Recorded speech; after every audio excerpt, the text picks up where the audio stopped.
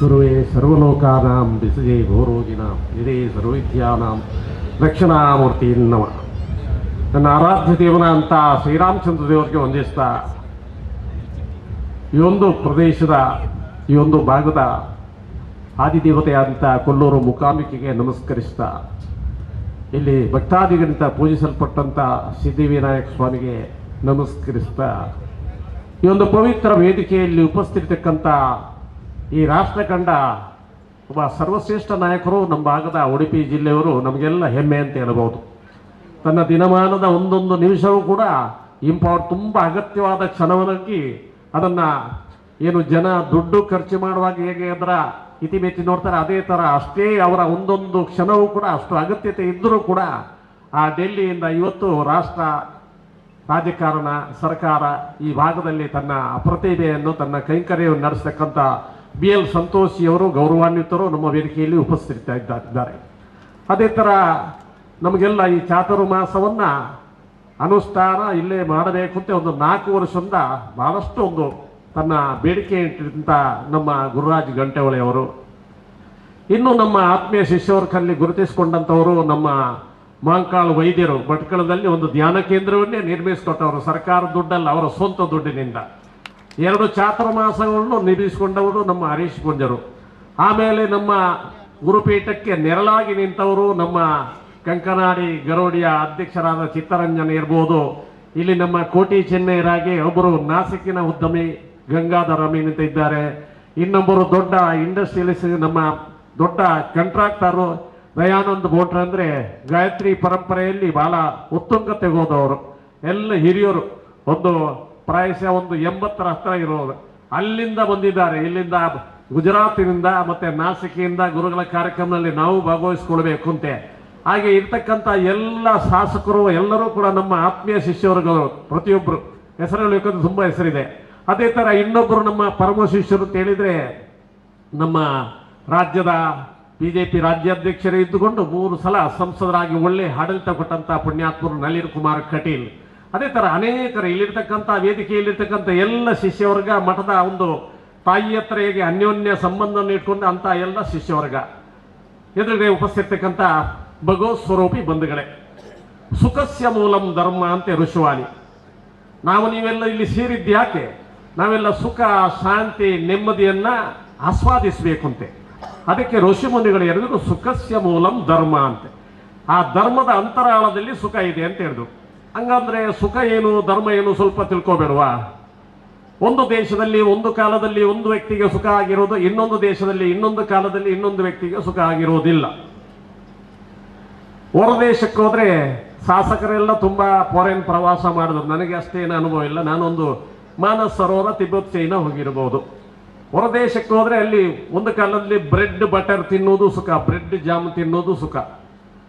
ಇಲ್ಲಿ ಬಂದರೆ ಗುರುಗಳಿಗೆ ಪ್ರಸಾದಕ್ಕೆ ಏನು ವ್ಯವಸ್ಥೆ ಮಾಡಲಿ ಅಂತ ನಮ್ಮ ನಾಸಿಕ್ ಗಂಗಾಧರ ಅಥವಾ ಬೋಂಟ್ರರು ಕೇಳಿದರೆ ಅಣ್ಣ ಸ್ವಲ್ಪ ಅನ್ನ ಸಾಂಬಾರು ಮಾಡಪ್ಪ ಅಂತ ಹೇಳ್ತೇವೆ. ದೇಶಾಧಾರಿತ ಸುಖ. ಮೊನ್ನೆ ನಮಗೆ ಡಿಸೆಂಬರ್ನಲ್ಲಿ ತುಂಬ ಚಳಿ, ಬೆಳಿಗ್ಗೆ ಎದ್ದೇಳುವಾಗ ಬಿಸಿನೀರು ಬೇಕು ಅಂತ ಆಗ್ತದೆ ಸ್ನಾನಕ್ಕೆ. ಅದೇ ಏಪ್ರಿಲ್ ಮೇನಲ್ಲಿ ಬೇಡ ಕೊಟ್ಟರು ಮೈ ಊರು ಕೊಡ್ತದೆ, ತಣ್ಣೀರು ಬೇಕು ಅಂತ ಆಗ್ತದೆ. ಕಾಲಾಧಾರಿತ ಸುಖ. ಇಂಥ ಪುಣ್ಯ ಭೂಮಿಯಲ್ಲಿ ಕಾರ್ಯಕ್ರಮ ಒಂದು ಮೇ ತಿಂಗಳಲ್ಲಿ ಇಟ್ಕೊಳ್ತೀವಿ ಅಂತ ಹೇಳೋಣ. ದೊಪ್ಪನೆ ಮಳೆ ಬರ್ತದೆ, ತಾಯಂದ್ರು ಸಪಿಸ್ತಾರೆ, ಏನು ಗ್ರಾಚಾರ ಮಳೆ ಹಾಳಾಗಿ ಹೋಯಿತು ಅಂತೆ ಬಸ್ ಸ್ಟ್ಯಾಂಡ್ನಲ್ಲಿ ನಿಂತು. ನನ್ನಂಥ ರೈತ ವರುಣದೇವನಿಗೆ ನಮಸ್ಕಾರ ಮಾಡ್ತಾನೆ, ಸ್ವಾಮಿ ನಮಗೊಂದು ಇನ್ನು 10 ದಿವಸ ಪಂಪ್ ಚಾಲು ಮಾಡೋದು ನಿಂತೋಯ್ತು, ದೇವರಿಗೆ ನಮಸ್ಕಾರ ಮಾಡ್ತಾರೆ. ವ್ಯಕ್ತಿ ಆಧಾರಿತ ಸುಖ. ಹಾಗಾದರೆ ನಿಜವಾದ ಸುಖ ಎಲ್ಲಿದೆ? ಸುಖಸ್ಯ ಮೂಲಂ ಧರ್ಮ. ಧರ್ಮ ಅಂದ್ರೆ ಏನು? ಲೌಕಿಕವಾಗಿ ಪಾರಮಾರ್ಥಿಕವಾಗಿ ಸಮಷ್ಟಿಗೆ ಯಾವುದು ಹಿತವನ್ನು ಕೊಡ್ತದೆ ಅದೇ ಧರ್ಮ. All head miss lacks are dharma, all in head miss lacks are adharma ಅಂತ ಶಂಕರಾಚಾರ್ಯ ಹೇಳ್ತಾರೆ. ಆ ನಿಟ್ಟಿನಲ್ಲಿ ನಾವು ಈ ಚಾತುರ್ಮಾಸವನ್ನ ಯಾಕೆ ಬಹಿರ್ಮುಖ ಮಾಡ್ತೇವೆ? ನಾವು ಯಾವಾಗಲೂ ಚಾತುರ್ಮಾಸದಲ್ಲಿ ವ್ರತಾನುಷ್ಠಾನದಲ್ಲಿ ಇರುವವರು. ಈಗ ನಮ್ಮ BL ಸಂತೋಷ್ ಅವರು ಹೇಳಿದ್ವಿ, ಸನ್ಯಾಸಿಗಳಿಗೆ ಬೇಡ, ಆದ ಸನ್ಯಾಸಿಗಳಿಗೆ ಕುರ್ಚಿನಲ್ಲಿ ಕೂತ ಮೇಲೆ ಅಧ್ಯಾಪಕನ ಕೆಲಸ ಇದೆ. ಸಮಾಜವನ್ನು ತಿದ್ದತಕ್ಕಂಥದ್ದು, ಕಾಲಕ್ಕೆ ಸಮಾಜಕ್ಕೆ ಯಾವ ಪ್ರೋಟೀನ್ ಬೇಕು, ವಿಟಮಿನ್ ಬೇಕು, ಮಿನರಲ್ಸ್ ಬೇಕು ಅಂತ ತಿಳ್ಕೊಂಡು ಹಂಚತಕ್ಕಂಥ ಕೆಲಸವನ್ನು ಅಧ್ಯಾತ್ಮ ಸತ್ಸಂಗದ ಮುಖಾಂತರ ನಾವು ಮಾಡ್ತೇವೆ. ಎಷ್ಟೋ ಸಲ ನಿಮಗೆ ಸಂಶಯ ಆಗ್ತದೆ, ಗುರುಗಳ ಹತ್ರ ಹೋದ್ರೆ ಏನು ಪ್ರಯೋಜನ? ಈಗ ಸ್ವಾಮಿಗಳು ಕಾರ್ಯಕ್ರಮ ಮಾಡ್ತಾರೆ, ನಮಗೇನು ಪ್ರಯೋಜನ? ಪ್ರಹ್ಲಾದ ತಂದೆ ಹೇಳ್ತಾನೆ, ನಿನ್ನ ಶ್ರೀಹರಿ ಎಲ್ಲಿದ್ದಾನೆ? ಈ ಕಂಬದಲ್ಲಿದ್ದಾನೆ, ಈ ಕಂಬದಲ್ಲಿ ಅವನು ಇಲ್ಲಿ ಇದ್ದಾನೆ, ಅಲ್ಲಿ ಇದ್ದಾನೆ, ಎಲ್ಲೆಲ್ಲಿ ಇದ್ದಾನೆ ಅಂತ ಹೇಳ್ತಾನೆ. ಹಾಗೆಯೇ ಭಗವಂತನನ್ನ ನಾವು ಕಾಣುವಂಥ ಅಭ್ಯಾಸ ಮಾಡಬೇಕು. ಉದಾತ್ತವಾದಂಥ ಸತ್ಯವೊಡನೆ ನಮ್ಮ ಸಂಬಂಧವನ್ನು ಬೆಳೆಸಿದಾಗ ಯದ್ಭಾವಂ ತದ್ಭವತಿ ಕೀಟಭ್ರಮರ ನ್ಯಾಯ ಅಂತ ಹೇಳ್ತೇವೆ. ಚರಂಡಿಯಲ್ಲಿರೋ ನೀರು ಗಂಗೆಯನ್ನು ಸೇರಿಸಿದಾಗ ಗಂಗೆಯಾಗಿರ್ತದೆ. ದರ್ ಈಸ್ ನೋ ಡಿಸ್ಕ್ರಿಮಿನೇಷನ್ ನೋಡ. ಅದೇ ಥರ ಸಾಮಾನ್ಯ ಒಂದು ಭಿಕ್ಷುಕಿ ಹುಡುಗಿ ಅವನಿಗೆ ರಾಜನಿಗೆ ಮದುವೆ ಮಾಡಿದರೆ ಯಾವುದೋ ಪಂಚಮ ವರ್ಗದಿಂದ ಬಂದಿರಬಹುದು, ಅಂತ ಹುಡುಗಿ ರಾಜನಿಗೆ ಮದುವೆ ಮಾಡಿದ್ರೆ ನಾನು ರಾಣಿ ಅಂತ ಹೇಳ್ತಾಳೆ. ಸಾಮಾನ್ಯ ಒಂದು ಬಳ್ಳಿ ನೆಲದಲ್ಲಿದ್ದು ಅದು ಆಡು ದನ ತಿಂದು ಮುಗಿಸ್ತದೆ, ಮರಕ್ಕೆ ಇದ್ದರೆ ಹಣ್ಣು ಹಂಪಲು ಬರ್ತದೆ. ಅದನ್ನ ಅಭ್ಯಸಿಬಿಟ್ರೆ ಉದಾತ್ತವಾದಂಥ ಸತ್ಯವೊಡನೆ ನಮ್ಮ ಸಂಬಂಧವನ್ನು ನಾವು ಮಾಡಬೇಕಂತೆ. ಹಾಗೆ ಈ ಚಾತುರ್ಮಾಸ ಎಂಬ ವ್ಯವಸ್ಥೆ ನಿಮ್ಮ ಶರೀರ ಶುದ್ಧಿ ಮತ್ತು ಮನಃಶುದ್ಧಿ ಮಾಡತಕ್ಕಂಥ ಒಂದು ಪರ್ವಕಾಲ. ಆಷಾಢ ಮಾಸದಿಂದ ಕಾರ್ತೀಕ ಮಾಸದವರೆಗೆ ಈ ಸಂದರ್ಭದಲ್ಲಿ ನಿಮ್ಮ ಶರೀರ ಶುದ್ಧಿ ಮತ್ತೆ ಮನಃಶುದ್ಧಿ. ಯೋಗ ಅಂದ್ರೆ ಏನು? ಯುನೈಟಿಂಗ್ ಬ್ರಿಡ್ಜ್ ಆಫ್ ಆತ್ಮ ಅಂಡ್ ಪರಮಾತ್ಮ ಸೇರಿಸ್ತಕ್ಕಂಥ ಒಂದು ದೊಡ್ಡ ಸೇತುವೆಯನ್ನೇ ಯೋಗ ಅಂತ ಹೇಳಿದೆ. ಏನ್ರ ಮಗ ಯೋಗ ಮಾಡ್ತೀಯಾ ಗೋವಿಂದ ವೆಂಕಟೇಶ, ಯೋಗ ಮಾಡ್ತೀರಾ ಕೃಷ್ಣ? ಹ್ಞೂ ಸ್ವಾಮಿ ಮಾಡ್ತೇನೆ. ತಲೆ ಕೆಳಗೆ ಕಾಲ ಮೇಲೆ ಕೈ ಕಾಲಲ್ಲ. It is not yoga, physical exercise ಅಂತ ಹೇಳ್ತೇವೆ. ಯೋಗ ಅಂದ್ರೆ ಆತ್ಮನನ್ನು ಪರಮಾತ್ಮನೊಡನೆ ಸೇರಿಸ್ತಕ್ಕಂಥ ಒಂದು ಕ್ರಿಯೆಗೆ ಯೋಗ ಅಂತೆ ಪತಂಜಲಿ ಅವರು ಹೇಳ್ತಾರೆ. ಆ ಯೋಗಗಳನ್ನ ಜ್ಞಾನ ಯೋಗ, ರಾಜಯೋಗ, ಕರ್ಮಯೋಗ, ಭಕ್ತಿ ಯೋಗ. ಜ್ಞಾನ ಯೋಗ ಎಂಬುದು ನಮಗೆ ಸನ್ಯಾಸಿಗಳಿಗೆ ಮೀಸಲು, ಕಬ್ಬಿಣದ ಕಡಲೆ ಅದು. ಮನಸ್ಸನ್ನ ಬುದ್ಧಿಯನ್ನ ಪ್ರಣಾಳಿಕೆಯಾಗಿ ಮಾಡಿ ಅದಕ್ಕೆ ಕೆಮಿಕಲ್ ಕಾಂಪೌಂಡ್ಸ್ಗಳನ್ನು ಹಾಕಿ ಕಾಯಿಸಬೇಕು. ಕಾಯಿಸಿದಾಗ ಅದನ್ನು ಫಾರ್ಮುಲಾಸ್ ಹೇಗೆ ಮಾಡೋದು, ಟ್ಯಾಬ್ಲೆಟ್ ಹೇಗೆ ಮಾಡೋದು, ಇಂಜೆಕ್ಷನ್ ಹೇಗೆ ಮಾಡೋದು ಅದು ನಮಗೆ ತಿಳಿಸ್ತದೆ. ಅದಕ್ಕೆ ಜ್ಞಾನ ಯೋಗ ಅಂತ ಹೇಳಿ. ನೀವು ಕಠಿಣವಾದ ಅನುಷ್ಠಾನವನ್ನು ಮಾಡುತ್ತಾ ಶರೀರ ಶುದ್ಧಿ ಮನಃಶುದ್ಧಿಯನ್ನು ಮಾಡುತ್ತಾ ಪ್ರಾಣ ಅಪಾನವನ್ನ ಮತ್ತೆ ವ್ಯಾನವನ್ನ ಉದಾನವನ್ನ ಪ್ರಾಣನಲ್ಲಿ ಐಕ್ಯವನ್ನು ಮಾಡುತ್ತಾ, ಸ್ವಲ್ಪ ಕಷ್ಟ ಇದೆ. ಪ್ರಾಣ ಎಂದೇ ಎದೆಯಲ್ಲಿರ್ತದೆ, ಅಪಾನ ಮತ್ತೆ ಉದಾನ ವ್ಯಾನಗಳಿರುತ್ತೆ, ಅದನ್ನು ಪ್ರಾಣದಲ್ಲಿ ಐಕ್ಯ ಮಾಡಬೇಕು ಅಂತ ಇರ್ತೇವೆ. ಅಂದರೆ ಅವಿಸು ಪುರೋಹಿತರು ಮಂತ್ರಿಯಲ್ಲಿ ಜಪಯಜ್ಞ, ಸ್ತಪಯಜ್ಞ, ದ್ರವ್ಯಯಜ್ಞ, ಸ್ವಾಧ್ಯಾಯ ಯಜ್ಞ ಅಂತ ಹೇಳ್ತೇವೆ. ಸ್ವಾಧ್ಯಾಯ ಕೂಡ ಯಜ್ಞವೇ. ಇಲ್ಲಿ ಏನು ಪಾರಾಯಣ ಮಾಡ್ತೇವೆ ಅದು ಕೂಡ ಯಜ್ಞವೇ. ಹಾಗೆ ಇಲ್ಲಿ 48 ದಿವಸಗಳಲ್ಲಿ ರಾಮನ ಹುಟ್ಟುವಿನಿಂದ ಹಿಡಿದು ಅದು ಏನು ನಮ್ಮ ರಾಮಾಯಣದ ನಮ್ಮ ಪುತ್ರಕಾಮೇಶ್ ಯಾಗದಿಂದ ವೈಕುಂಠ ನಿರ್ಯಾಣದವರೆಗೆ ದಿನ ನಾವು ಕಥಾನಕವನ್ನು ತೋರಿಸ್ತೇವೆ. ಆಮೇಲೆ ಶ್ರೀಮದ್ ಭಾಗವತದ ಮಧ್ಯದ ಪ್ರಸಂಗಗಳು, ಮಹಾಭಾರತದ ಅನೇಕ ಪ್ರಸಂಗಗಳಲ್ಲಿ ಅಲ್ಲಿ ಬರ್ತಕ್ಕಂಥ ಮೋರಲ್ ವ್ಯಾಲ್ಯೂಸ್. ಈಗ ನಮ್ಮಲ್ಲಿ ಏನಾಗಿದೆ ಅಂದರೆ ನಮ್ಮ ಸಮಾಜದ ಕುಬ್ಜತೆಗೆ, ಸಮಾಜದ ಕ್ಷೋಭೆಗೆ ಅಥವಾ ಸಮಾಜದಲ್ಲಿ ಕ್ರೈಮ್ ಸೆರೈಸಾಗಲಿಕ್ಕೆ ಮೋರಲ್ ವ್ಯಾಲ್ಯೂಸ್ ಪತನ ಆಗಿದೆ. ಈಗಾಗಲೇ ಸಂತೋಷರು ಹೇಳಿದೆ, ಅದರ ಕಂಟಿನ್ಯೂ ಪಾರ್ಟ್ ನಾವು ಹೇಳ್ತೇವೆ. ಬೆಂಗಳೂರಿನಂಥ ಸಿಟಿಯಲ್ಲಿ ನಮ್ಮೊಟ್ಟಿಗೆ ಓದಿದ್ದು ಸುಮಾರು ಜನ, ಒಂದು 40 ಜನ ಜಡ್ಜಿ ಇದ್ದಾರೆ. ವರ್ಷಕ್ಕೆ ಎಷ್ಟು ಕೇಸ್ ಬರ್ತದೆ? Divorce case 5,000, 6,000, 7,000 divorce case. So called educates 25ರಿಂದ 35 ವರ್ಷದ ಮಕ್ಕಳು ಬೆಂಗಳೂರು ಸುಖಕ್ಕಾಗಿ ಅಪ್ಪ ಅಮ್ಮರನ್ನು ಬಿಟ್ಟು ಹೋಗ್ತೇವೆ, ನಾವು ಸ್ವಲ್ಪ ಐ ಬದುಕು ಮಾಡೋಣ ಅಂತ ಅಲ್ಲಿ ಇರ್ತಾರೆ. ಅಲ್ಲಿ ಅವರಿಗೆ ಅಡ್ವೈಸ್ ಮಾಡೋರಿಲ್ಲ. ಅದಕ್ಕಾಗಿ ಮುಂದಿನ ಜನರೇಷನ್, ಮುಂದಿನ ನಮ್ಮ ಯಂಗರ್ ಜನರೇಷನ್, ಯುವ ಪೀಳಿಗೆ ಇದೆಯಲ್ಲ, ಅದಕ್ಕೆ ಈ ಚಾತುರ್ಮಾಸ ದೊಡ್ಡ ಒಂದು ಅದ್ಭುತವಾದಂಥ ಕ್ರಿಯಾಶಕ್ತಿಯನ್ನು ಕೊಡ್ತದೆ. ಚಾತುರ್ಮಾಸ ಬಂದಾಗ ಇಲ್ಲಿ ಆಗತಕ್ಕಂಥ ಎಲ್ಲ ಅವತಾರಗಳಿರ್ಬೋದು, ರಾಮನ ಆದರ್ಶ ಇರ್ಬೋದು, ಕೃಷ್ಣನ ಆದರ್ಶ ಇರ್ಬೋದು, ಇದನ್ನೆಲ್ಲವನ್ನು ಆ ಮಕ್ಕಳು ಸರಿಯಾಗಿ ತಿಳ್ಕೊಂಡಾಗ ಆ ಮನೆಯಲ್ಲಿ ಉತ್ತಮ ಒಂದು ವಾತಾವರಣ ನಿರ್ಮಾಣ ಆಗ್ತದೆ. ಇಲ್ಲದೆ ನೀವು ಪ್ರಶ್ನೆ ಮಾಡ್ಬೋದು, ಸ್ವಾಮಿಗಳ ಹತ್ರ ಹೋದ್ರೆ ಏನು ಪ್ರಯೋಜನ, ಚಾತುರ್ಮಾಸಕ್ಕೆ ಹೋದ್ರೆ ಏನು ಪ್ರಯೋಜನ, ನಮಗೇನಾದರೂ ಪ್ರಯೋಜನ ಆಗ್ತದ? ಪ್ರಯೋಜನ ಆಗಲಿಕ್ಕೆ ಇದೇನು ಬ್ಯಾಂಕ್ ಅಲ್ಲ, ಇಲ್ಲಿ ಲೋನ್ ಕೊಡೋದು ಅಥವಾ ಇನ್ನೇನು ಸ್ಕೀಮ್ ಅಲ್ಲ. ಇಲ್ಲಿ ಸ್ಕೀಮ್ ಒಂದೇ, ನಿಮ್ಮನ್ನು ಇದ್ದಲ್ಲಿಂದ ಉದ್ಧರಿಸುವುದು. ಒಂದು ಸಲ ನಾರದ ಹೋಗಿ ವಿಷ್ಣುವಿನ ಹತ್ರ ಪ್ರಶ್ನೆ ಕೇಳ್ತಾನೆ, ಸಾಧು ಸಂತರ ಸಂಘದಿಂದ ಏನು ಪ್ರಯೋಜನ ಅಂತೆ. ಶ್ರೀಮನ್ನಾರಾಯಣಲ್ಲಿ ಕೇಳ್ತಾನೆ, ನೋಡು ಪಕ್ಕದಲ್ಲಿ ಒಂದು ಸೆಗಣಿ ಹುಳ ಇದೆ, ಅಲ್ಲಿ ಹೋಗಿ ಕೇಳು ಅಂತ ಹೇಳ್ತಾರೆ. ಆ ಸೆಗಣಿ ಹುಳದ ಹತ್ರ ಹೋಗಿ ನಾರದರು ಕೇಳ್ತೇವೆ, ಎಲೆಯು ಸೆಗಣಿ ಹುಳವೇ ಸಾಧು ಸಂತರ ಸಂಘದಿಂದ ಏನು ಪ್ರಯೋಜನ ಅಂತ. ಆ ಸೆಗಣಿ ಹುಳ ನಾರದರನ್ನು ನೋಡುತ್ತಾ ಕಣ್ಣಲ್ಲಿಸಿ ಸತ್ತೇ ಹೋಯ್ತು. ಬೇಸರ ಆಯಿತು, ಅಯ್ಯೋ ನನ್ನಿಂದಾಗಿ ಒಂದು ಹುಳ ಸತ್ತೋಯ್ತಲ್ವ ಅಂತ. ಇನ್ನು ಸ್ವಲ್ಪ ಸಮಯದ ನಂತರ ಪುನಃ ನಾರದರು ಬಂದು ಶ್ರೀಮನ್ನಾರಾಯಣ ಹತ್ರ ಕೇಳ್ತಾರೆ, ಸಾಧು ಸಂತರ ಸಂಘದಿಂದ ಏನು ಪ್ರಯೋಜನ? ನಾರದ, ಪಕ್ಕದ ಕೊಳದಲ್ಲಿ ಒಂದು ಹಂಸ ಇದೆ, ಹಂಸದ ಹತ್ರ ಕೇಳು ಅಂತ ಹೇಳ್ತಾರೆ. ಹಂಸದ ಹತ್ರ ಕೇಳ್ತಾರೆ ನಾರದರು, ಎಲೆ ಹಂಸವೇ ಸಾಧು ಸಂತರ ಸಂಘದಿಂದ ಏನು ಪ್ರಯೋಜನ? ಹಂಸವು ಕಣ್ಣರಳಿಸಿ ನಾರದನನ್ನು ನೋಡುತ್ತಾರೆ, ಪಟ್ಟನೆ ಪ್ರಾಣತ್ಯಾಗ ಮಾಡ್ತು. ಮತ್ತೆ ಬೇಸರ ಆಯಿತು ನಾರದರಿಗೆ. ಇನ್ನು ಸ್ವಲ್ಪ ಸಮಯದ ನಂತರ ಶ್ರೀಮನ್ನಾರಾಯಣ ಹತ್ರ ಹೋಗಿ ಹೇಳ್ತಾರೆ, ಸಾಧು ಸಂತರ ಸಂಘದಿಂದ ಏನು ಪ್ರಯೋಜನ ಅಂತ. ಆಗ ಶ್ರೀಮನ್ನಾರಾಯಣ ಹೇಳ್ತದೆ, ಪಕ್ಕದ ಮನೆಯಲ್ಲಿ ಒಂದು ಮಗು ಜನನಾಗಿದೆ, ತೊಟ್ಟಿಲಿನಲ್ಲಿ ಒಂದು ಮಗು ಇದೆ. ಆ ಮಗುವಿನ ಹತ್ರ ಕೇಳಿ ಬಂತು, ಅಯ್ಯೋ ದೇವರೇ, ಎರಡು ಕಡೆಯಲ್ಲಿ ಒಂದು ಹುಳ ಸತ್ತೋಯ್ತು, ಹಂಸ ಸತ್ತೋಯ್ತು, ಎಲ್ಲಾದ್ರೂ ಆ ಮಗು ಸತ್ತೋದ್ರೆ ನನ್ನನ್ನು ಕಟ್ಟಿ ಹಾಕಿ ನನಗೆ ಹೊಡಿತಾರೆ ಸ್ವಾಮಿ, ನನಗೆ ಉತ್ತರ ಬೇಡ ಅಂತೆ. ಇಲ್ಲ ಇಲ್ಲ ನಾರದ, ನನ್ನ ಮೇಲೆ ನಂಬಿಕೆ ಇಡಪ್ಪ, ನಾನು ಇದ್ದೇನೆಲ್ಲ, ಹೋಗುವಂತೆ. ಹೋಗ್ತಾನೆ, ಮಗುವಿನ ಹತ್ರ ಕೇಳ್ತಾನೆ, ಸಾಧು ಸಂತರ ಸಂಘದಿಂದ ಏನು ಪ್ರಯೋಜನ ಅಂತೆ. ಮಗು ನೋಡ್ತಾ ನೋಡ್ತಾ ಆ ಮಗುವಿನ ಶರೀರ ಬದಲಾಗಿ ದೇವತಾ ಶರೀರ ನಿರ್ಮಾಣ ಆಯ್ತಂತೆ. ಮೇಲಿಂದ ವಿಷ್ಣು ಲೋಕದಿಂದ ಬಂದು ವಿಷ್ಣು ಲೋಕಕ್ಕೆ ಕರ್ಕೊಂಡು ಹೋಗ್ತಾನೆ. ಆಗ ಶ್ರೀಮನ್ನಾರಾಯಣ ಹೇಳ್ತಾನೆ, ನಿನ್ನ ದರ್ಶನದಿಂದ, ಸಾಧುವಿನ ದರ್ಶನದಿಂದ ಆ ಸೆಗಣಿ ಹುಳಕ್ಕೆ ಜನ್ಮ ಪ್ರಮೋಷನ್ ಆಗಿ ಹಂಸದ ಜನ್ಮ ಬಂತು. ಎರಡನೇ ಸಲ ಹಂಸದ ಜನ್ಮದಿಂದ, ನಿನ್ನ ಸಂಸರ್ಗದಿಂದ, ದರ್ಶನದಿಂದ ಮತ್ತೆ ಪ್ರಮೋಷನ್ ಆಗಿ ಮಾನವನ ಜನ್ಮ ಬಂತು. ಮತ್ತೆ ಮೂರನೇ ಸಲ ನಿನ್ನ ಸಂಸರ್ಗದಿಂದ, ದರ್ಶನದಿಂದ ದೇವತ್ವ ಪ್ರಾಪ್ತಿ ಆಯಿತು. ಅಂತ ದೇವತ್ವವನ್ನು ಪ್ರಾಪ್ತಿ ಮಾಡತಕ್ಕಂಥ ಶಕ್ತಿ ನಮ್ಮ ಈ ಪ್ರವಚನಗಳಲ್ಲಿ, ಸತ್ಸಂಗದಲ್ಲಿ, ಜಪದಲ್ಲಿ, ಯಜ್ಞದಲ್ಲಿ ಇದೆ. ವ್ಯಕ್ತಿಯಲ್ಲ. ಈಗ ನಮ್ಮ ಸಂತೋಷರು ಹೇಳಿದಾಗ ಗುರುವೆಂದ್ರೆ ಒಂದು ತತ್ವ, ಆದರೆ ತತ್ವಕ್ಕೆ ದರ್ ಇಸ್ ನೋ ಟೆಂಟೆಕಲ್ಸ್, ಅದಕ್ಕೆ ಕೈ ಕಾಲಿಲ್ಲ. ಆ ತತ್ವ ನಮ್ಮಂಥವರ ಮುಖಾಂತರ ಅಥವಾ ಸಂತೋಷಂತವರ ಮುಖಾಂತರ ಅಥವಾ ವಿದ್ವಾಂಸರ ಮುಖಾಂತರವೇ ಹೊರಗೆ ಬರುವುದಂತೆ. ನಾನು ಯಾವಾಗಲೂ ನಮ್ಮ ಶಾಸಕರುಗಳಿಗೆ ನಾಯಕರಿರ್ತೇವೆ, ನೀವೆಲ್ಲ ದೀಪ ಉರಿಸಿದೆ, ನೀವು ಉರಿಸಿರ ಮಗ ಅಂತ ಹೇಳ್ತೇವೆ. ನೀವೆಂದರೆ ರಾಜನಿಗೆ ದೇವತಾ ಸ್ಥಾನವನ್ನು ಕೊಟ್ಟಿದ್ದಾರೆ, ಅಂದರೆ ಆ ದೇವತೆಯ ಶಕ್ತಿಯನ್ನು ಪಡ್ಕೊಂಡು ಬರ್ತಂತೆ. ದೇವತೆ ಈಗ ರಾಜರು ಅಂದರೆ ರಾಜರು ಇಲ್ಲ, ಒಂದು ಕಾಲದಲ್ಲಿ ರಾಜರು, ಈಗೆಲ್ಲ ಶಾಸಕರು ಮಂತ್ರಿಗಳೆಲ್ಲ ರಾಜರ ಸ್ಥಾನದಲ್ಲಿ ಇದ್ದಾರೆ ಅಂತೆ. ಭೀಷ್ಮ ನೀತಿಯಲ್ಲಿ ಇರ್ತಾರೆ. ಭೀಷ್ಮರ ನೀತಿಯಲ್ಲಿ ಏನು ಹೇಳ್ತಾರೆ ಅಂದರೆ, ಅವ್ರು ಹೋಗಿ ಧರ್ಮರಾಯ ಮತ್ತೆ ಕೃಷ್ಣ ಹೇಳ್ತಾರೆ, ಸ್ವಲ್ಪ ನಮಗೆ ರಾಜಧರ್ಮ ಬೋಧಿಸುವಂತೆ. ಆಗ ಅವರು ಹೇಳ್ತಾರೆ, ಗರ್ಭಿಣಿಯ ಹೊಟ್ಟೆಯಲ್ಲಿ ಮಗು ಬೆಳೀತಾ ಇರುವಾಗ ಅಮ್ಮ ನನಗೆ ಉಪ್ಪು ಬೇಡ, ಹುಳಿ ಬೇಡ, ಖಾರ ಬೇಡ ಅಂತ ಹೇಳ್ತಿಲ್ಲ. ಆ ಗರ್ಭದಲ್ಲಿರುವಂತಹ ಮಗುವಿನ ಸಂವೇದನೆಯನ್ನು ತಿಳ್ಕೊಂಡು ಆ ಮಗು ಆಹಾರವನ್ನು ಕೊಡಬೇಕು. ಅದೇ ತರ ಪ್ರಜಾವಸ್ತಲನಾದ ರಾಜ, ಪ್ರಜಾವಸ್ತಲನಾದ ಮಂತ್ರಿ, ಶಾಸಕರು ತನ್ನ ಮಕ್ಕಳಿಗೆ ಏನು ಬೇಕು ಅಂತ ತಿಳ್ಕೊಂಡು ಮಾಡಬೇಕು ಅಂತ ಹೇಳ್ತಾ ಇದ್ದಾರೆ. ಆ ನಿಟ್ಟಿನಲ್ಲಿ ಇರ್ತಿರ್ತಕ್ಕಂಥ ಎಲ್ಲ ಬಹುತೇಕ ಶಾಸಕರು ಎಲ್ಲ ಸಜ್ಜನ್ನು ಅಂತ ನಾನು ತಿಳ್ಕೊಡ್ತೇನೆ. ಎಲ್ಲ ನಮ್ಮೊಟ್ಟಿಗೆ ಹೆಚ್ಚು ಸಂಪರ್ಕ ಸಂಬಂಧವನ್ನು ಇಟ್ಕೊಂಡವರು. ಆ ನಿಟ್ಟಿನಲ್ಲಿ ಬದಲೇಂಗೆ ದೇಶ ಬದಲೇಗ ಅಂತ ಹೇಳ್ತೇವೆ. ನಾವು ಬದಲಾಗಬೇಕು, ನಾವು ಸಂಸ್ಕಾರವನ್ನು ಸೃಷ್ಟಿಸಿಕೊಳ್ಬೇಕು. ರಾಮರಾಜ್ಯದ ಕಲ್ಪನೆ ಸಾಕಾರ ಆಗುವುದಂದ್ರೆ ಏನು? ನಾವು ಹೇಳ್ತೇವೆ ವಿಶ್ವಗುರು ತತ್ವ ಸಾಕಾರ ಆಗಬೇಕು, ರಾಮರಾಜ್ಯದ ಕಲ್ಪನೆ ಸಾಕಾರ ಆಗಬೇಕು ಅಂತೆ. ರಾಮ ತನ್ನಲ್ಲಿರುವಂತಹ ಅಂಬಿಗರ ಗುಹ ಇರ್ಬೋದು, ಅಪ್ಪೆ ಇಟ್ಕೊಂಡ, ಗುಡ್ಡ ಕಾಡಿನ ಶಬರಿ ಕಚ್ಚಿ ತಿಂದಂತ ಹಣ್ಣನ್ನು ತಾನು ತಿಂದ್ಬಿಟ್ಟ. ಅಲ್ಲಿರ್ತಕ್ಕಂಥ ರಾಕ್ಷಸರ ವಿಭೀಷಣೆ ಇರ್ಬೋದು, ಅಲ್ಲಿ ಯಾರು ಗೊತ್ತ ಕರಡಿಗಳಿಗಿರ್ಬೋದು, ಮಂಗಗಳಿರ್ಬೋದು, ಎಲ್ಲ ಹಪ್ಪೆ ಇಟ್ಕೊಂಡ. ನಾ ಸಾಂಖ್ಯೇನ ನಾ ಯೋಗೇನ ಕರ್ಮನೋ ವಿದ್ಯಾಯ ಬ್ರಹ್ಮಾತ್ಮೈಕತ್ವ ಬೋಧೇನ ಮೋಕ್ಷ ಸಿದ್ಧತೆ ನಾ ಅನ್ಯತಾ ಅಂತ ಸಾಂಖ್ಯದಲ್ಲಿ ಕಪಿಲ್ ಹೇಳ್ತಾರೆ. ನಾ ಸಾಂಖ್ಯೇನ ನಾ ಯೋಗೇನ ಕರ್ಮನೋ ವಿದ್ಯಾಯ ಬ್ರಹ್ಮ ಆತ್ಮೈಕತ್ವ ಬೋಧೇನ ಮೋಕ್ಷ ಸಿದ್ಧತೆ ನಾ ಅನ್ಯತ.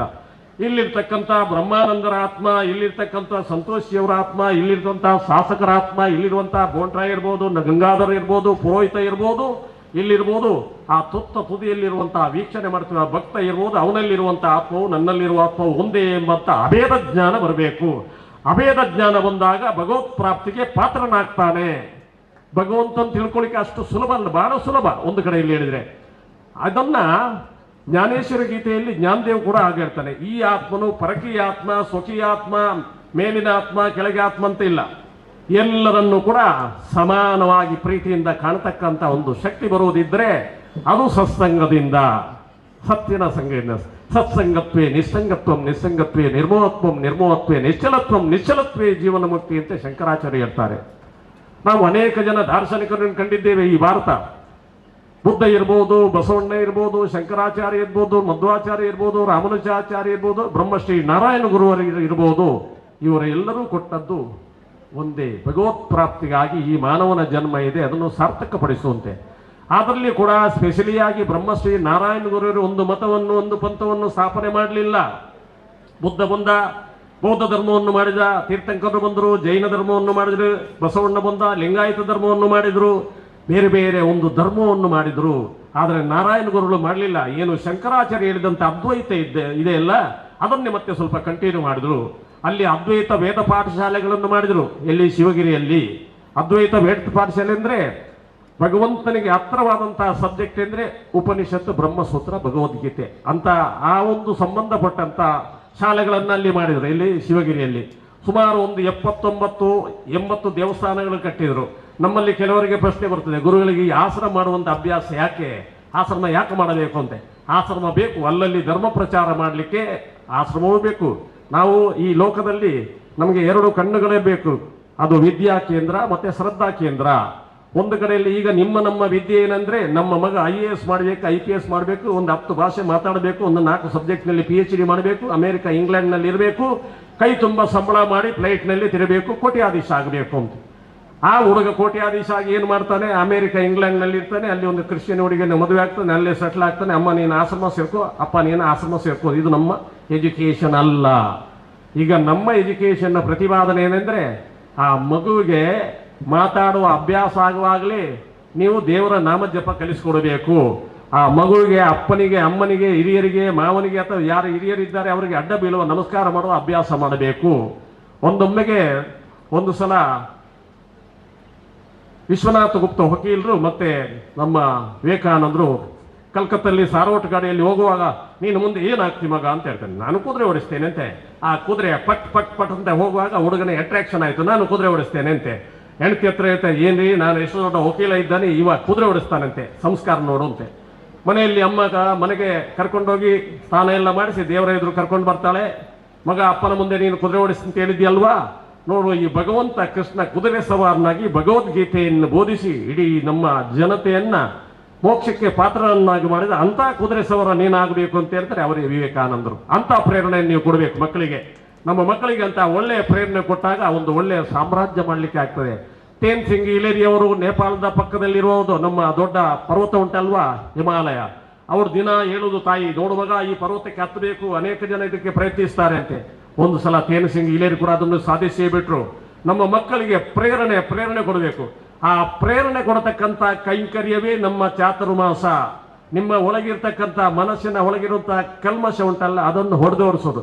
ಭಗವದ್ಭಕ್ತಿಯ ಮುಖಾಂತರ ಯಜ್ಞ ಇರ್ಬೋದು, ಸತ್ಸಂಗ ಇರ್ಬೋದು, ದಿನ ನಮ್ಮ ಪ್ರವಚನ ಇರ್ಬೋದು, ನಮ್ಮ ಪ್ರವಚನಗಳು ಉಪನಿಷತ್ತು ಇರ್ಬೋದು, ಭಕ್ತಿ ಸ್ತೋತ್ರ ಇರ್ಬೋದು, ಭಕ್ತಿಗೀತೆ ಇರ್ಬೋದು, ಇದರ ಹಿಂದೆ ಹೋಗ್ತಾ ಇರ್ತದೆ. ಮತ್ತೆ ಸಾಯಂಕಾಲ ನಡೆಯುವಂತಹ ಸಾಂಸ್ಕೃತಿಕ ಕಾರ್ಯಕ್ರಮ ಇದು. ಇದರ ಮುಖಾಂತರ ನಮ್ಮಲ್ಲಿ ಒಂದಷ್ಟು ಪರಿವರ್ತನೆಗಾಗುತ್ತದೆ. ಆದರೆ ಇವತ್ತು ಏನೆಂದ್ರೆ, ನಮ್ಮ ಈ ಮೊಬೈಲ್ ಡಿಸ್ಚಾರ್ಜ್ ಆದಾಗೆ ಚಾರ್ಜಿಂಗ್ ಆಗೋದು ಕಡಿಮೆ, ಡಿಸ್ಚಾರ್ಜ್ ಜಾಸ್ತಿ ಆಗ್ತದೆ.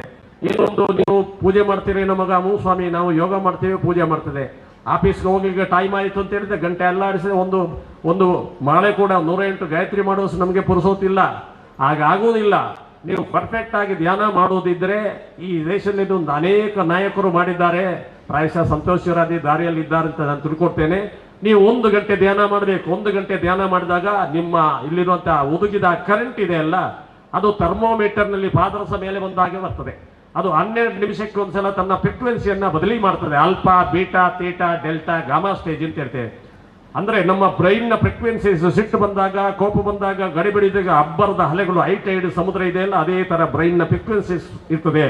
ಅದು ಧ್ಯಾನ ಮಾಡುತ್ತಾ ಹೋದಾಗ ಆಲ್ಫಾದಿಂದ ಬೀಟಕ್ಕೆ ಬಂತು, ಇನ್ನು ಹೆಚ್ಚುವರಿ ಧ್ಯಾನಗೆ ಬೀಟಾದಿಂದ ಥೀಟಕ್ಕೆ ಹೋಯ್ತು, ಆಮೇಲೆ ಹೆಚ್ಚುವರಿ ಧ್ಯಾನಗ ಥೀಟಾದಿಂದ ಡೆಲ್ಟಾಕ್ಕೆ ಹೋಯ್ತು, ಇನ್ನು ಹೆಚ್ಚುವರಿ ಧ್ಯಾನಗ ಗಾಮಾ ಸ್ಟೇಜಿಗೆ ಹೋಯ್ತು. ಗಾಮಾ ಸ್ಟೇಜಿಗೆ ಹೋದ್ರೆ ಗೊತ್ತಿಲ್ಲ, ಅನ್ನಮಯ, ಪ್ರಾಣಮಯ, ಮನೋಮಯ, ವಿಜ್ಞಾನಮಯ, ಆನಂದಮಯ ಕೋಶದಲ್ಲಿ ಇದ್ದಾಗ ನಮಗೆ ಯಾವುದೂ ಗೊತ್ತಿಲ್ಲ, ಬರೇ ಬೆಳಕು ಬೆಳಕು ಬೆಳಕು, ಎಲ್ಲಿದ್ದೆ ಅಂತ ಗೊತ್ತಿಲ್ಲ, ಮಾತಾಡೋದು ಕೇಳುವುದಿಲ್ಲ. ಆಗ ನಿಮ್ಮ ಪಿನಿಯಲ್ ಮತ್ತೆ ಪಿಟ್ಯುಟರಿ ಗ್ಲೇನ್ಸ್ ಸೆರೋಟೋನ್, ಮೆಲಟೋನ್, ಡೊಪಮಿನ್ ಅಂತ ಅದ್ಭುತವಾದಂಥ ನ್ಯೂರೋಟೋನಿಕ್ಸ್ ಕೊಡ್ತದೆ. ಅಂತ ನಿಮ್ಮ ಶರೀರನೇ ಒಂದು ದೊಡ್ಡ ಲೆಬೋರೇಟರಿ. ಅಂತ ದೊಡ್ಡ ಶರೀರವನ್ನು ಪಡ್ಕೊಂಡು ಬಂದಂತ ನೀವೇ ಪುಣ್ಯಾತ್ಮರು. ಆದರೆ ಇಷ್ಟೆಲ್ಲ ಇದ್ದು ಕೂಡ ನಾವೊಂದು ಇಲ್ಲ ಸ್ವಾಮಿ, ನಮ್ಮಲ್ಲಿ ಅದು ಇಲ್ಲ ಇದು ಇಲ್ಲ ಅಂತ ಹೇಳ್ತೇನೆ. ಒಂದು ಜಡ್ಜನ ಹತ್ರ ಕಂಪನ್ಸೇಷನ್ ಕೇಸಿಗೆ ಬಂದಾಗ ಹೆಂಡತಿ ಕೇಳ್ತಾಳೆ, ಕೇಸ್ ಹಾಕಿದ್ದಲ್ಲ, ನನ್ನ ಗಂಡ ಸರಿ ಇಲ್ಲ, ನನಗೆ ಪರಿಹಾರ ತಿಳಿಸ್ಕೊಡಿ. ನನ್ನ ಹತ್ರ ಏನಿಲ್ಲ ಸ್ವಾಮಿ ಅಂತ. ಎಷ್ಟಿದೆ ಅಲ್ವಾ, ಇದೇ ನಿನ್ನ ಸಂಪತ್ತು ಅಂತ ಜಡ್ಜ್ ಹೇಳ್ತಾನೆ. ನಿನ್ನ ಶರೀರ ಕೈಕಾಲು ಸರಿ ಇದ್ದಿ ನೀನು ದುಡ್ದು ಕೊಡಬೇಕು ಅಂತ ಹೇಳ್ತೇನೆ. ಹಾಗೆ ಭಗವಂತ ನಮಗೆ ಕೊಟ್ಟಂತ ಈ ಶರೀರ ಸಂಪತ್ತು ಇದೆಯಲ್ಲ, ಇದನ್ನು ಸರಿಯಾಗಿ ಸದ್ಬಳಕೆ ಮಾಡಬೇಕೆಂಬ ಒಂದು ನಮ್ಮ ಫಾರ್ಮುಲಾಸ್ ಅನ್ನ ನಾವು ಕೊಡುವುದೇ ಈ ಚಾತುರ್ಮಾಸಗಳಲ್ಲಿ. ನಿತ್ಯ ನಿರಂತರ ದಿನ ಸತ್ಸಂಗ ಆಗ್ತಾ ಇದೆ. ಧಾರ್ಮಿಕ ಕಾರ್ಯಕ್ರಮದಲ್ಲಿ ನಮ್ಮ ಬದುಕು ಹೇಗಿರಬೇಕೆಂಬ ಒಂದು ಸಂದೇಶವನ್ನು ನಾವು ಕೊಡ್ತಾ ಇರ್ತೇವೆ. ಇವತ್ತು ನಮಗೆ ದೇಶದಲ್ಲಿ ಕಾಣುವಂತಹ, ನಾವು ಎಲ್ಲ ಕಡೆಯಲ್ಲಿ ರಾಜಸ್ಥಾನ, ಗುಜರಾತ್, ಟಾಟಾ ನಗರ ಇರ್ಬೋದು, ಸಿಮ್ಲಾ ಅಥವಾ ಚಂಡೀಗಢ ಇರ್ಬೋದು, ಅಲ್ಲಿ ಹೋದಾಗ ನಾವು ನೋಡುವುದು ಒಂದು ನಮ್ಮ ಜಾತಿಯ ವೈಷಮ್ಯಗಳು, ಇನ್ನು ರಾಜಕೀಯ ದ್ವೇಷಗಳು. ಈ ರಾಜಕೀಯ ದ್ವೇಷ, ಜಾತಿಯ ವೈಷಮ್ಯಗಳನ್ನಲ್ಲ, ಎಲ್ಲ ಅದಕ್ಕೆ ಒಂದು ದಿಕ್ಕು ತೋರಿಸುವಂತ ಒಂದು ಕಾರ್ಯಕ್ರಮ ಅಂದ್ರೆ ಇದು ಚಾತುರ್ಮಾಸ. ಈಗ ನೋಡಿ, ನಮ್ಮ ರಾಜಕೀಯ ಪಕ್ಷ ಬಂದಾಗ ಗೋಪಾಲ್ ಪೂಜಾರಿ ಕಾಂಗ್ರೆಸ್ನ ನೇತಾರಾಗಿ ಇಲೆಕ್ಷನ್ಗೆ ಹೋಗ್ತಾರೆ. ರಾಜಕೀಯ ಪಕ್ಷ ಬಂದಾಗ ನಮ್ಮ ಗುರುರಾಜ್ ಗಂಟೆಹೊಳೆ ಅವರು ಈ ಕಡೆಯಿಂದ ಹೋಗ್ತಾರೆ. ಬೇರೆ ಬೇರೆ, ಅದು ಸಹಜ, ತಪ್ಪಲ್ಲ. ನೀವು ಒಂದು what is the purpose to constitute a political party ಅಂದರೆ ವೆಲ್ಫೇರ್ ಆಫ್ ಸ್ಟೇಟ್. ಒಂದು ಸುಖಿ ಸಮಾಜಕ್ಕಾಗಿ ಒಂದು ಪೊಲಿಟಿಕಲ್ ಪಾರ್ಟಿ ಆಗ್ತದೆ. There is no tentacles at all. ಅದಕ್ಕೆ ಕೈಕಾಲು ಇಲ್ಲ ಪಾರ್ಟಿಗೆ. ಅದಕ್ಕೆ ಕೈಕಾಲು ಸೃಷ್ಟಿ ಮಾಡೋರು ನಾವು. ಆದ ಕಾರಣ ಪಾರ್ಟಿ ಸರಿ ಇಲ್ಲ ಅಂತ ಎಲ್ಲ ಕಾಲದಲ್ಲಿ ಹೇಳಲಿಕ್ಕೆ ಆಗೋದಿಲ್ಲ. ಆಯಾಯ ಕಾಲಘಟ್ಟದಲ್ಲಿ ಬಂದಂಥ ನಾಯಕರು ಪಾರ್ಟಿಯನ್ನು ಸ್ವಲ್ಪ ಹದಗೆಡಿಸ್ಬೋದು. ಆದ ಕಾರಣ ನಾನು ಹೇಳಿಕೊಂಡು ನಮಗೆ ಬೇಕಾದ್ದು ಸನಾತನ. ಸನಾತನ ಅಂತ ಹೇಳುವಾಗ ನಿಮಗೆ ಸ್ವಲ್ಪ ಡೌಟ್ ಆಗ್ತದೆ, ಇದೊಂದು ಎಂಥ ಶಬ್ದಪ್ಪ ಇದು ಅಂತ. ಸನಾತನ ಅಂದರೆ ಅಪೌರುಷೇಯ. ಅಂದರೆ ಬ್ರಹ್ಮ ನಮ್ಮಂಥ ಸನ್ಯಾಸಿಗಳಿಗೆ ತಪಸ್ಸು ಮಾಡ್ತಾ ಇರುವಾಗ ನಮ್ಮ ಶಿಸ್ತು ಸೆನ್ಸ್ಗೆ ಬಂದದ್ದು. ಅದನ್ನು ನಮ್ಮ ಶಿಷ್ಯರಿಗೆ ಹೇಳಿದ್ರು, ಅದನ್ನು ಉಪನಿಷತ್ತಾಗಿ ಬರೆದಿಟ್ಕೊಂಡ್ರು. ಅದನ್ನು ನಾವು ಅಪೌರುಷೇಯ ಸನಾತನ ಅಂತ ಹೇಳಿದೆವು. ಬ್ರಹ್ಮ ಅವರು ನಮ್ಮ ಋಷಿಗಳ ಜ್ಞಾನಕ್ಕೆ ಕೊಟ್ಟದ್ದು, ಅದನ್ನು ಸನಾತನ, ಆದಿ ಅಂತ್ಯ ಇಲ್ಲದ್ದು. ನಾವು ಎಲ್ಲರೂ ಸನಾತನಗಳಿಗೆ, ನಿಮಗೆ ಮನಸ್ಸಿರಲಿ ಮನಸ್ಸು ಇಲ್ಲದೇ ಇರಲಿ ಅದನ್ನು ಒಪ್ಪಿಕೊಳ್ಳಿಕ್ಕೆ ಎಲ್ಲರೂ ಸನಾತನಿಗಳೇ. ಆದರೆ ನಮ್ಮ ಜ್ಞಾನ ಏನೆಂದರೆ ಅರ್ಧ ಜ್ಞಾನದಿಂದಾಗಿ ನಾವು ಹೇಳ್ತೇವೆ, ಸ್ವಾಮಿಗಳು ಸರಿ ಇಲ್ಲ, ಅವರು ಸನಾತನ ಅಂತೇಳಿ ಕೇಸರಿ ಆಗ್ತದೆ, ಯಾವುದೋ ಒಂದು ಪಕ್ಷಕ್ಕೆ ಸ್ವಲ್ಪ ಹತ್ರ ಆಗ್ತದೆ. ನಮಗೆ ಪಕ್ಷ ಇಲ್ಲ, ನಮಗೆ ಪಕ್ಷ ಅಂದರೆ ಸನಾತನ. ಆ ಏನು ಸಂಸ್ಕಾರ ಇದೆ ಅಲ್ಲ, ಮೌಲ್ಯಗಳಿದೆ ಅಲ್ಲ, ಆ ಭಗವಂತ ಕೊಟ್ಟಿದ್ದಾನೆ. ಮೂರು ಮೂರ್ತಿಗಳು ಈ ಪ್ರಪಂಚದ ನಿಯಮವನ್ನು ಫಾರ್ಮುಲಾವನ್ನು ಕೊಟ್ಟಿದ್ದಾರಲ್ಲ, ಕೊಟ್ಟದ್ದು ಯಾಕೆ ನಮ್ಮಾಗಿರುವಂಥ ಸಪ್ತ ಋಷಿಗಳಿರ್ಬೋದು, ಬ್ರಹ್ಮ ಋಷಿಗಳಿರ್ಬೋದು, ಅಥವಾ ನಮ್ಮ ಅನೇಕ ಜನ ಯಾರು ಗೊತ್ತಂತ ಜ್ಞಾನಿಗಳಿದೆ, ಅವರ ಮುಖಾಂತರ ಈ ಲೋಕ ಉದ್ಧಾರಕ್ಕಾಗಿ ಕೊಟ್ಟರು. ಈಗ ನಮ್ಮ ಕರ್ತವ್ಯ ಏನು? ನಾವೆಲ್ಲ ಎಷ್ಟು ಪರಿಶ್ರಮ ಪಡಬೇಕಾ? ಈಗ ಅಯೋಧ್ಯೆಯಲ್ಲಿ ನೋಡಿ ಮಂದಿರ ಮಾಡ್ತೇವೆ. ಅಯೋಧ್ಯೆಯಲ್ಲಿ ಮಂದಿರ ಮಾಡುವಾಗ ನಾವು ನಮ್ಮ ಸಂತೋಷಿಯವರಿಗೂ ತೊಂದರೆ ಕೊಟ್ಟೇವೆ ಒಂದ್ಸಲ. ಅಲ್ಲಿ ನಮಗೆ ಸ್ವಲ್ಪ ಸಹಕಾರ ಬೇಕು, ಸಹಾಯ ಆಗಬೇಕು. ಯಾಕೆ ಮಾಡ್ತೇವೆ? ನಮ್ಮ ಜನಕ್ಕೆ ಅಲ್ಲಿ ಹೋದ್ರಿಗೆ ವಾರಣಾಸಿಗೆ ಹತ್ರ ಆಗ್ತದೆ, ಚಿತ್ರಕೂಟಕ್ಕೆ ಹತ್ರ ಆಗ್ತದೆ, ಇಲಾಹಾಬಾದ್ ಇರ್ಬೋದು, ನೈಮಿಷಾರಣ್ಯ ಇರ್ಬೋದು, ನೇಪಾಳ ಇರ್ಬೋದು, ಇಂಥ ಪುಣ್ಯಕ್ಷೇತ್ರಗಳು ಹೋದಾಗ ಏನೋ ಒಂದು ಖುಷಿ ಆಗ್ತದೆ. ನಾವು ನೋಡ್ತೇವೆ ಎಲ್ಲರೂ, ನೀವು ತಿಂಗಳಿಗೆ ಒಂದ್ಸಲ ಶ್ರೀಮಂತರು ಇದ್ರು ಯಾತ್ರೆ ಮಾಡ್ತೀರಿ, ಕೆಲವರು ಫೋರನ್ನಿಗೆ ಹೋಗ್ತೀರಿ, ಬಿಡಿ. ಒಟ್ಟಾರೆ ಮೇಲೆ ನಿಮ್ಮ ಮನಸ್ಸಿಗೆ ಒಂದು ನೆಮ್ಮದಿ ಸಿಗಬೇಕೆಂಬ ಭಾವ, ಆ ಒಂದು ಪರಮ ಲಕ್ಷ್ಯವನ್ನು ಇಟ್ಕೊಂಡು ನಾವು ಬೇರೆ ಬೇರೆ ಕಡೆಯಲ್ಲಿ ನಮ್ಮ ಕೇಂದ್ರವನ್ನು ಮಾಡ್ತಾ ಇದ್ದೇವೆ. ಜನಗಳಿಗೆ ಎಷ್ಟೋ ಸಲ ನಿಮಗೆ ಒಂದು ಪ್ರಶ್ನೆ ಬರ್ಲಿಕ್ಕೆ ಉಂಟು, ಸ್ವಾಮಿಗಳು ಯಾಕೆ ಮತ್ತೆ ಮತ್ತೆ ಆಶ್ರಮ ಮಾಡ್ತಾ ಇದ್ದಾರೆ ಅಂದೆ. ಒಂದಷ್ಟು ಕಾಲೇಜ್ ಮಾಡ್ಬೋದಲ್ಲ ಅಂತ. ಆಕ್ಚುಯಲ್ ಕಾಲೇಜ್ ಮಾಡೋದು, ಮೆಡಿಕಲ್ ಮಾಡೋದು, ಇಂಜಿನಿಯರ್ ಮಾಡೋದು ನಿಮ್ಮ ಕೆಲಸ, ನಮ್ಮ ಕೆಲಸ ಅಲ್ಲ. ನಾವು ವೇದ ಉಪನಿಷತ್ತು ಓದಿಕೊಂಡು ಬೋಧಿಸುವುದೇ ನಮ್ಮ ಕೆಲಸ. ಇದನ್ನು ಸಮಾಜ ಸರಿಯಾಗಿ ತಿಳ್ಕೋಬೇಕು. ಆದರೆ ಇವತ್ತೇನಾಗಿದೆ ಅಂದರೆ ಒಂದಷ್ಟು ಜನ ಪ್ರಾಯಶಃ ತಪಸ್ಸು ಮಾಡಲಿಕ್ಕೆ ಅವ್ರಿಗೆ ಪುರ್ಸೋತ್ ಇಲ್ವಾ, ಉಮದಿ ಇಲ್ವಾ ನನಗೆ ಗೊತ್ತಿಲ್ಲ. ಆದರೆ ಇಂಜಿನಿಯರಿಂಗ್ ಮೆಡಿಕಲ್ ಮಾಡುವುದೆಂದರೆ ಅವರು ದೊಡ್ಡ ಸ್ವಾಮಿ ಅಂತ ಆಗಿದೆ. ಆದರೆ ನಮ್ಮ ನಿಜವಾದ ಕರ್ತವ್ಯ ಒಬ್ಬ ಸಂತಂದು ಸನಾತನ ಪರಂಪರೆಯಲ್ಲಿ ಬಂದದ್ದು ವೇದ ಉಪನಿಷತ್ತುಗಳನ್ನು ಬಹಳ ಆಳವಾಗಿ ನಿರರ್ಗಳವಾಗಿ ಅಧ್ಯಯನ ಮಾಡಿ ಮತ್ತೆ ಬೋಧಿಸಿ, ಆ ಬೋಧನೆಯಕರಿಗೆ ಯಾರು ಆಕರ್ಷಿತರಾಗ್ತಾರ, ಅವರು ತಮ್ಮ ಬದುಕನ್ನು ಒಳ್ಳೆಯ ರೀತಿಯಲ್ಲಿ ಕಂಡುಕೊಡ್ತಾರ, ಅಪರಾಧೀಕರಣ ಪ್ರಕ್ರಿಯೆಯಿಂದ ಹೊರಗೆ ಬರ್ತಾರ, ಆಗ ಸುಖಿ ಸಮಾಜದ ಒಂದು ಏನು ಗೊತ್ತದ ಫೌಂಡೇಶನ್ ಪ್ರಾರಂಭ ಆಗ್ತದೆ. ಆ ನಿಟ್ಟಿನಲ್ಲಿ ಬ್ರಹ್ಮಶ್ರೀ ನಾರಾಯಣ ಗುರುವರವರು ಕೂಡ ಕೇರಳದಲ್ಲಿ ಬಹಳಷ್ಟು ಕ್ರಾಂತಿಯನ್ನೇ ಮಾಡಿದರು. ಒಂದಷ್ಟು ಸುಮಾರು 79 ದೇವಾಲಯವನ್ನು ಮಾಡಿದ್ರು, ಅನೇಕ ಕಾಲೇಜುಗಳು ಕಟ್ಟಿದ್ದು. ಅದ್ವೈತ ವಿದ್ಯಾಲಯ ಅಂದರೆ ಉಪನಿಷತ್ತು ಸಂಬಂಧಪಟ್ಟದ್ದು. ಅವರು ಆಗಲೇ ಹೇಳಿದಿಲ್ಲ, ಶಂಕರಾಚಾರ್ಯ ಮಾಡಿದಂಥ ಅದ್ವೈತವನ್ನು ಮತ್ತೆ ಎತ್ತಿ ಹಿಡಿದ್ರು. ಒಂದು ಜಾತಿಯನ್ನು ಕಟ್ಟಲಿಲ್ಲ, ನಾನು ಇಂಥ ಜಾತಿಗೆ ಗುರು ಅಂತ ಅವರು ಹೇಳಲಿಲ್ಲ. ಅಲ್ಲಿ ಇರುವಂಥ ಎಲ್ಲ ಜಾತಿ ಮತ ಪಂಥವನ್ನು ಒಂದೇ ದೋಣಿಯಲ್ಲಿ ಕೊಂಡೋಗ್ತಾ ಇದ್ದಾರೆ. ಅಂತ ನಾರಾಯಣ ಗುರುಗಳ ಪರಂಪರೆಯ ತತ್ವವನ್ನು ಕೂಡ ನಾವು ಮೈಗೂಡಿಸ್ಕೊಂಡಿದ್ದೇವೆ. ನೀವೆಲ್ಲ ಮೈಗೂಡಿಸ್ಕೊಂಡು ಅದೇ ಉಪನಿಷತ್ತು, ಅದೇ ಅದ್ವೈತ, ಅದೇ ನಮ್ಮ ಉಂಟಲ್ವಾ ಸನಾತನ ಅಂತ ಹೇಳ್ಬೋದು. ಆ ನಿಟ್ಟಿನಲ್ಲಿ ಸನಾತನವನ್ನು ಮತ್ತೆ ವಿಜೃಂಭಿಸಲಿಕ್ಕಾಗಿ ನಾವು ಎಲ್ಲ ಜಾತಿ ಜನಾಂಗ ಏನುಂಟಲ್ಲ, ಹೊಸದೈವ ಕುಟುಂಬಕ್ಕಂತೆ ಬರೀತೇವೆ. ಹೊಸದಲ್ಲಿರುವವರು ನಾವು ಒಂದೇ. ನಮ್ಮ ಟೀಚರ್ಸ್ ಮಾಸ್ಟರ್ ಇದ್ರೆ ಒಂದು ಶ್ಲೋಕ ಹೇಳ್ತೇವೆ, ಓಂ ಸಾನಾವತು ಸಾನೋ ಬುನಕ್ತು ಸವೀರ್ಯಂ ಕರಾವೈ ತೇಜಸ್ವಿನಾಮತಿ ತಮಸ್ತು ಮಾ ವಿದ್ವಿಷಾಯ ಓಂ ಶಾಂತಿ ಶಾಂತಿ. ಈ ಶಾಂತಿ ಮಂತ್ರ ಅರ್ಥ ಏನು? ಸಾನಾವತು ಒಟ್ಟು ಸೇರೋಣ, ಸಾನಾವು ನಕ್ತು ಒಟ್ಟು ಸೇರಿ ಊಟ ಮಾಡೋದು. ಎಷ್ಟು ಜಾತಿ ಪಂಥ ಇದೆ ಅಂತ ಗೊತ್ತಿಲ್ಲ. ಸವೀರ್ಯಂ ಕರಾವೈ ತೇಜಸ್ವಿ ನಾಮಧೀತಮಸ್ತು ಮಾ ವಿದ್ವಿಷಾಯ. ಪರಸ್ಪರ ದ್ವೇಷವನ್ನು ಬಿಟ್ಟು ಜಗತ್ ಕಲ್ಯಾಣಕ್ಕಾಗಿ ಒಳ್ಳೆಯ ಕೆಲಸವನ್ನು ಮಾಡೋಣ ಅಂತೆ. ಇದಕ್ಕೆಲ್ಲ ನಮಗೆ ಏನೆಂದರೆ, ನಾನು ಬ್ರಹ್ಮಾನಂದ, ನಾನು ಮಂಡಲೇಶ್ವರ, ನನಗೆ ಎಲ್ಲವೂ ಗೊತ್ತಿದೆ, ನಾನು ಮತ್ತೊಬ್ಬರ ಮಾತನ್ನು ಕೇಳುವುದಿಲ್ಲ ಎಂಬ ಭ್ರಮೆ ಇಲ್ಲ.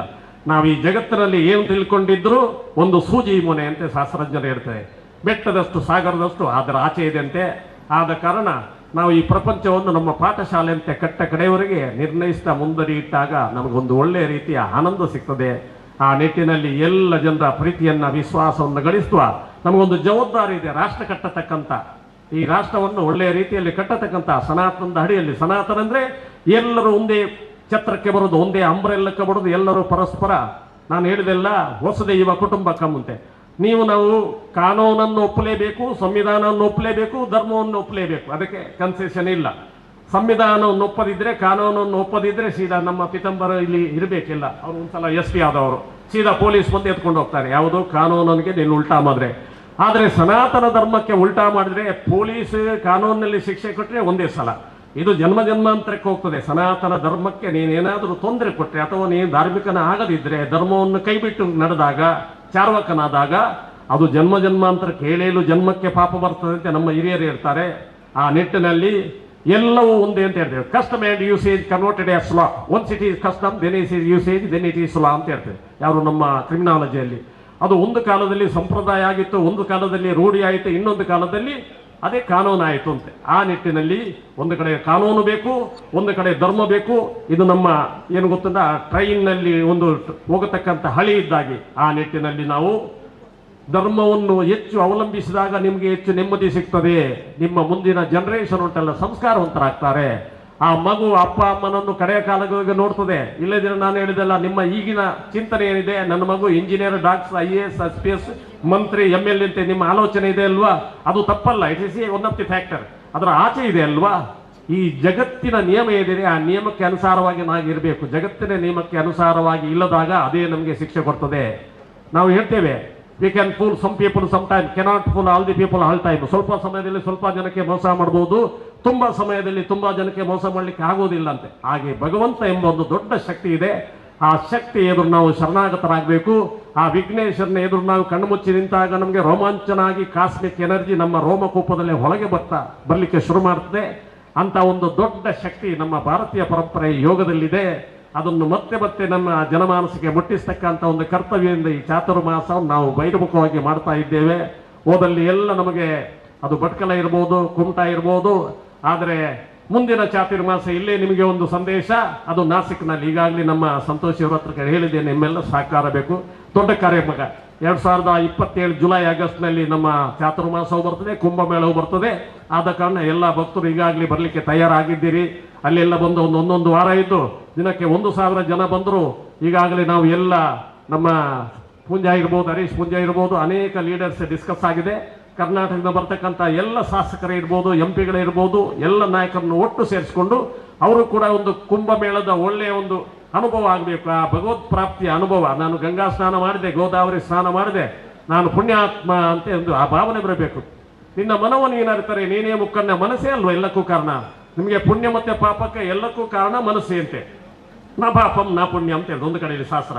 ನೀವು ತಪಸ್ಸು ಮಾಡುತ್ತಾ ಮಾಡುತ್ತಾ ಹೋದಾಗ ನಿಮ್ಮ ಪ್ರಾಣಗಳು ಎಲ್ಲ ಒಟ್ಟಾದಾಗ, ಪಂಚಪ್ರಾಣಗಳು ಒಟ್ಟಾದಾಗ, ಮುಖ್ಯ ಪ್ರಾಣ ಆದಾಗ, ಅದು ನಿಮ್ಮ ಆಜ್ಞಾವನ್ನು ಸೇರಿದಾಗ, ಸಪ್ತ ಪ್ರಕಾಶಗಳು ನಿಮ್ಮನ್ನು ಸೇರಿದಾಗ, ಇದೆಲ್ಲ ಧ್ಯಾನದ ಅಲ್ಟಿಮೇಟ್. ಎಲ್ಲರಿಗೂ ಸ್ವಲ್ಪ ಸ್ವಲ್ಪ ಗೊತ್ತಿದೆ. ಆ ಸ್ಥಿತಿಯಲ್ಲಿ ನೀವೇ ಭಗವಂತ ಆಗೋದು. ನಿಮ್ಮನ್ನು ಭಗವಂತ ಮಾಡತಕ್ಕ ಒಂದು ದೊಡ್ಡ ದೊಡ್ಡ ವ್ಯವಸ್ಥೆ ಇದ್ದರೆ ಅದು ಸನಾತನ ಹಿಂದೂ ಧರ್ಮ. ಬಾಕಿಯಲ್ಲಿ ನಿಮ್ಮನ್ನು ಭಗವಂತ ಮಾಡಲಿಕ್ಕೆ ಆಗುವುದಿಲ್ಲ. ಭಗವಂತನಿಗೆ ಒಂದು ಸೃಷ್ಟಿಯನ್ನು ಮಾಡತಕ್ಕಂಥ ಶಕ್ತಿ ಅದು ವಿಶ್ವಾಮಿತ್ರನಿಗೆ ಬಂತು. ತ್ರಿಶಂಕು ಸ್ವರ್ಗವನ್ನೇ ನಿರ್ಮಿಸಬೇಡಿ. ಹೇಗೆ? ತಪಸ್ಸಿನಿಂದ. ತಪಸ್ಸು ಅಂದರೆ ಅದಕ್ಕೇನು ಮಂತ್ರ ಗುರುಗಳಂತ ಇಲ್ಲ. ನೀವು ಮೌನತೆ ಕೊಡೋದು, ನಿಮ್ಮ ಆಹಾರ ಹಿತಮಿತ. ಚಾತುರ್ಮಾಸ ಏನು ಮಾಡ್ತಾ ಇದ್ದೇವಲ್ಲ, ನಮ್ಮ ಗಂಟೆ ಒಳೆಯವರು ಹೇಳಿದರು, ಗುರುಗಳೇ ನಾವು ಕೂಡ 48 ದಿವಸ ಚಾತುರ್ಮಾಸ ಮಾಡ್ತೇವೆ, ಇಲ್ಲೇ ಮಲಗೋದು, ಊಟದಲ್ಲಿ ನಿಯಂತ್ರಣ ಅಂತೆ. ಆದ ಕಾರಣ 48 ದಿವಸ ನೀವು ಆದಷ್ಟು ಸಸ್ಯಾಹಾರ.